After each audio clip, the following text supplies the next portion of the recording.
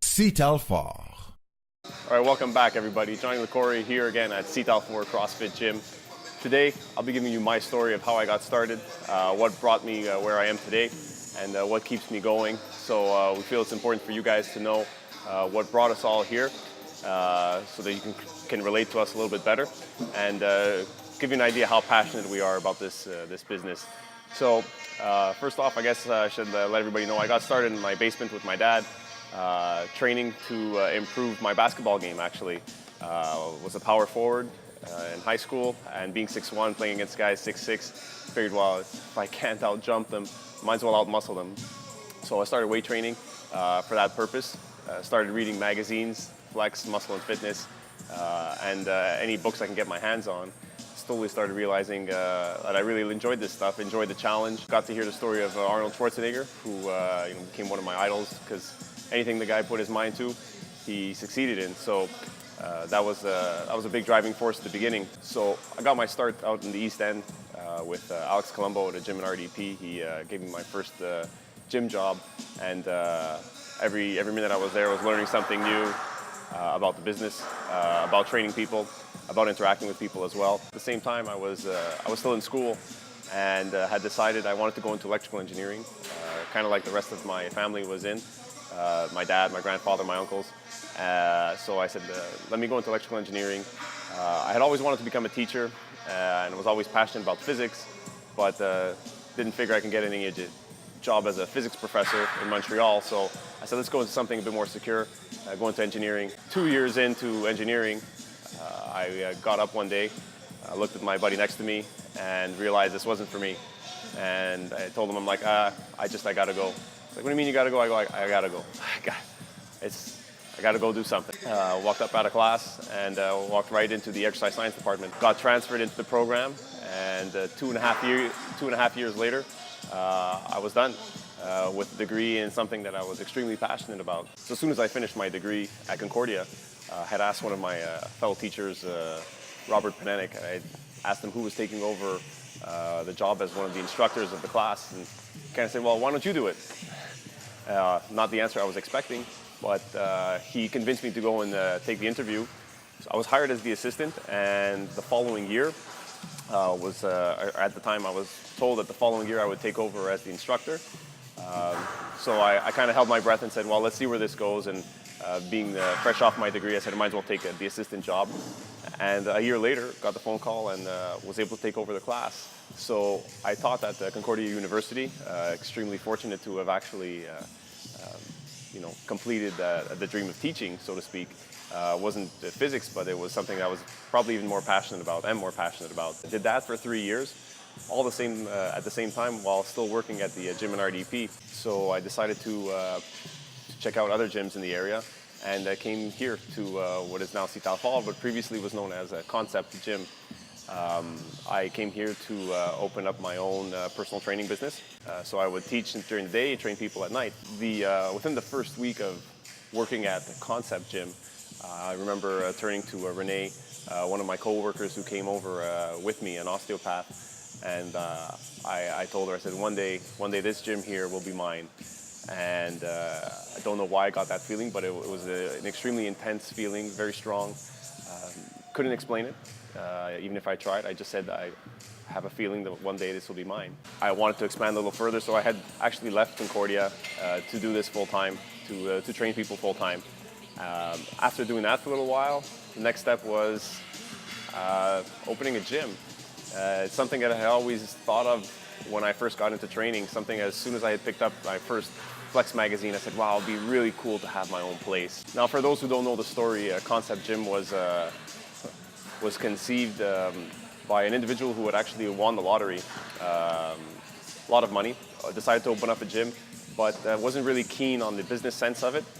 So eventually it kind of started taking a turn for the worse, while at the same time we were looking to open our own place.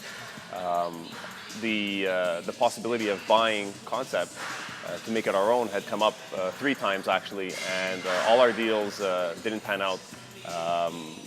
I had made offers that I was told were not enough, and other individuals had made offers that actually had got accepted, to the point where the last individual had actually signed over the offer sheet, and for 3-4 days was running it as if it was his gym, only to decline the offer 4 days later. So when he had kind of pulled out of the gym, again the possibility was there.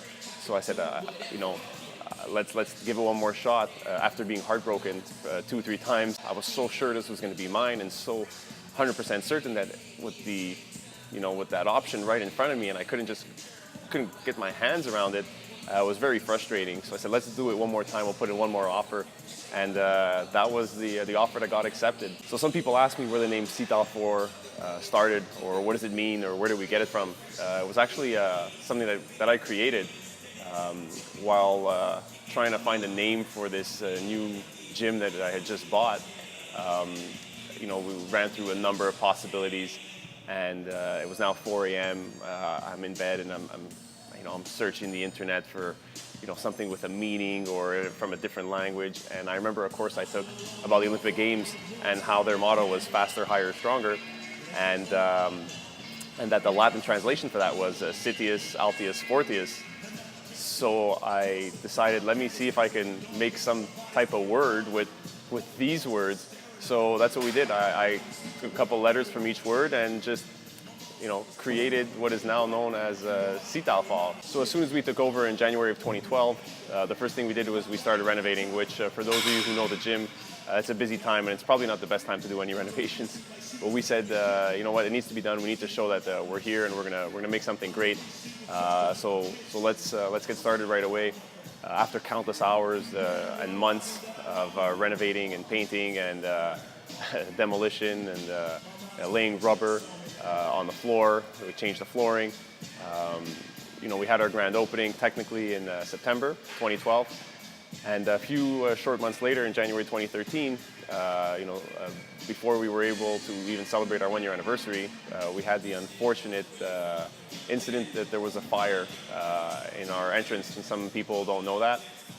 We were actually closed down for 2 weeks, 12 days to be precise. The longest 12 days of my life, and the worst incident for sure. Just completely heartbroken to have something that you've wanted for 15 years be destroyed for nothing. And we just decided, you know what, we got to keep moving forward. Let's open up as quickly as we can. Once we got past that, we were ready to reopen. You have to put on a smile and kind of show people everything's okay, everything's good, when deep down you're still heartbroken and upset as to why it happened, and why did it have to happen to us? What did we do? We did everything the right way, and we don't know what happened or why it happened.